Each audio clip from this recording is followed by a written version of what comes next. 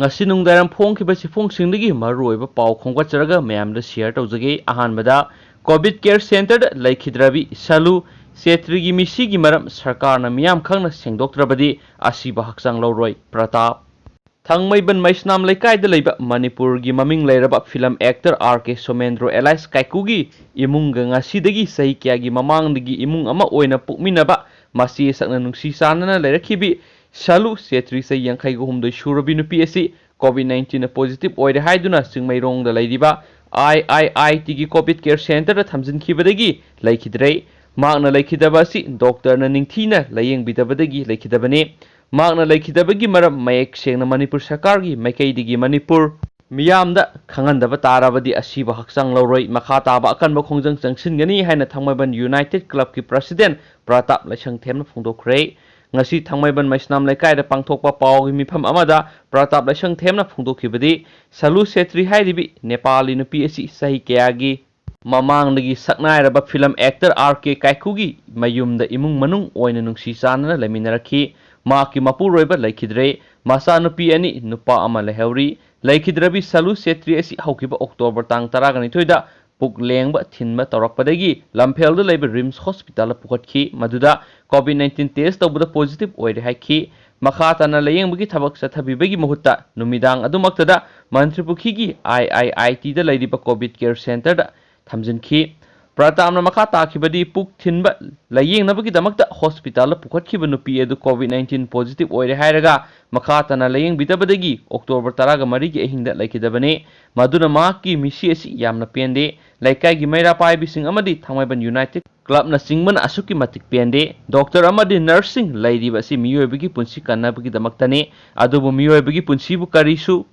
mama laitabagum ningthina layeng bidabadagi maki punsi luihankhiba asi aduki matik thamoi soi mangna sikhibagi maram asi manipur miyam khangna sarkarna singdokpidrabadi asi bahakchang loroi makha taba akanba khongjang changsingani haiki pami singa unaba aduda laikhidraba salu setrigi masanupi anishu saruyakhi masanupi ahalna thamoi sokna kapna phungdokhibadi maki mama laikhidabasi hospital gi authority na matam sana ana layengi thabak tawbidabadagi laikhidabani apokpa mapasu laikhidre mamasu amuk sikhrabani laihauriba masil manau singi damakta kanasu laitre mamabu ningthi nungaina layeng bidabadagi laikhidabasi yamna pende mamana laikhidabagi maramasi manipur sarkarna mek singna thidokpiraga manipur miyamna khanganbiyo madunatrabadi mamagi asiba hakchang loroi manipur miyam amadi lebak miyamna changsilakpa khongjang singda achauba thaudang lawgun atopa pau manamu BJP gi mirepta landarakpadagi asok apa nanglei November 3 Assembly Constituency mangada pangthokadori basairak ki mikhal asiga mari lainana singhat kendra da BJP gi merep oina sungthorakliba GS Hopu na ngarang vote khoma satpada sakhangdaba miyoi kharana attack torakpadagi maki worker mari sokle gari kharasu akai atoi thokle haidi pau sin hai ngarang numidang pung 3:30 taba matamda GS Hopu na mahaki worker kya galoinana singhat kendra gi manung chanba bihang village ta vote khomraga halakpagi lambi Lunmon village Europe matamda sakhangdaba miyoi singna nung thajilaktuna amadi utup watu paiduna landarakhi maduda candidate oiriba BS Hopu gi worker mari asu opan nangbada natana gari kharasu akai atoi thokle haina su poksi sina makhatari atopa pau manamu covid ward lairiba anaba kharada yerum apumba amadi laikhom taiba samput pijabagi penadre Jenims ki covid ward laiduna analeng sathariba positive oiraba miyoi singi sana thaknaba polam supply tawriba kangbuna yerum apumba amadi laikhom taiba mairel samput pijabadagi penadre hiramasiga mari lainana Jenims ki covid unit 1 gi mari suba mathol gi bed number 13 da layengduna lairiba sei 13 ga mangarom suraba nupa asina pauksi esida telephone ki khuthangda ningamdana phongdorakpagi matung inadi ma covid-19 positive oibadagi September 13 ki Jenims ki covid unit 1 layengduna leirakhi ngarang phawbada numit kuni sure covid ward layengduna leiriba miyoi singda sana thaknaba supply tawriba kangbuna section bidabadagi mairen samputa laikhom taiba pirakhi masida natana ayukta breakfast oina yerum ama slice bread ani pikhi madudasu yerum apumba kya pirakpa yaukhi asumna covid na nabada layengduna leiriba miyoi singbo hanthana khanbagi mawongda thak hanthaba asa athaksing pibasi pende haiki makna hai namit kun nirom ana layeng satharakpa sida doctor amatana masa paiduna kari nungaitaba lei haiba hangbide nongmagi oina Suprazin vitamin amadi limsi amamam ayuk amasum numidang na pizaba natana layeng tabak amata satabide mahak masamak tungan ba anaba khara sulai adubo atay layong sing adu yengbinaba haibada tabide hairi mahak na khwaidagi pendana phungdorakibadi ayuk amasum numidang asa athak lawbu satpada asa athak supply tawriba miyoi sing aduna makoibu sa sanda lawbugum phajadaba wahi wata kya sijinai maduna mi amada utpham thokpa ikai khumna badu mapung phan udhaningi loinana mari lenaba authority na yengshinbiyo haiki mahakna phungdokhibada covid-19 na positive oibadagi ana layeng chathariba miyoi singi marakta wakhal tadaba kya ama yawi makoi na sa thakpa loibagi arem akhak singadu dustbin da mafam sana thadabagi mahutta covid ward ki floor da langthoktuna thamba kya yawi masina hospital modhan ba amadi laina tina selhannabagi maram oigani maduna makhata na sigumba lebak masa tadaba thawong asi tawidana basu appeal tawki haina poksisna makhatari marak thana nungaitaba pawama nupi amana mahaki masa nupibu mapung phana pijaba ngamloidabadagi hatokhrei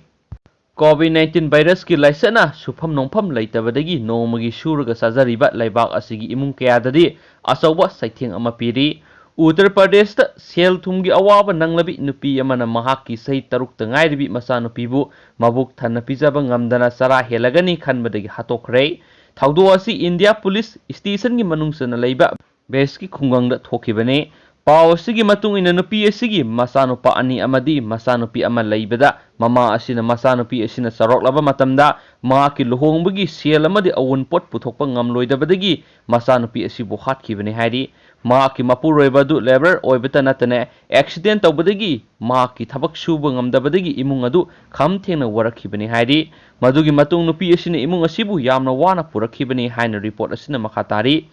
Usha Devi Kaubi Masa Ahumgi Mama Oiribi Asi Police na mihatpagi maralda Fajinkre haina supaksisna makhatari Atopa paw manamo film piracy tawba phagatlaga wakhal taminakhre film forum Manipur gi miyang makhada film piracy tawba thingnaba mobile film distribution na sathrakpa drive da film piracy tawba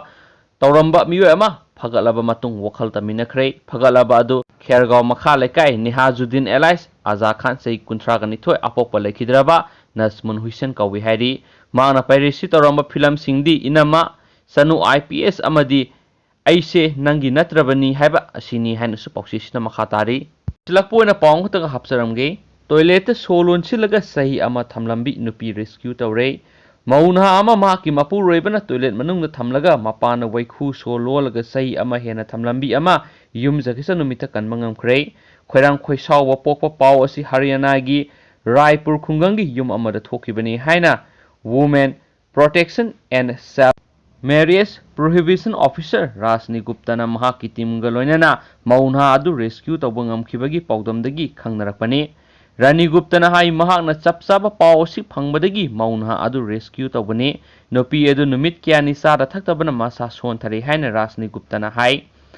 mahak wakhal laina nare Mak Ningthi ni iru jathokpire police ta complaint file tawkhre police na hona bi matung ina thabak lokhotlagani haina mahak na hai victim asigi mapu roibadi nupi asi wakhal soire hai mahak pu mapana phamnaba haibada mahak phamu yade doctor da puduna yenghalle adubu phibam phagalaktri haina su pauksi asita makhatana phongdurok de du mayam horen maroiba paw leiragadi sungsu suidana horen pung mapan makhaira update pizaraki mayam adu phonga minerasium and thank you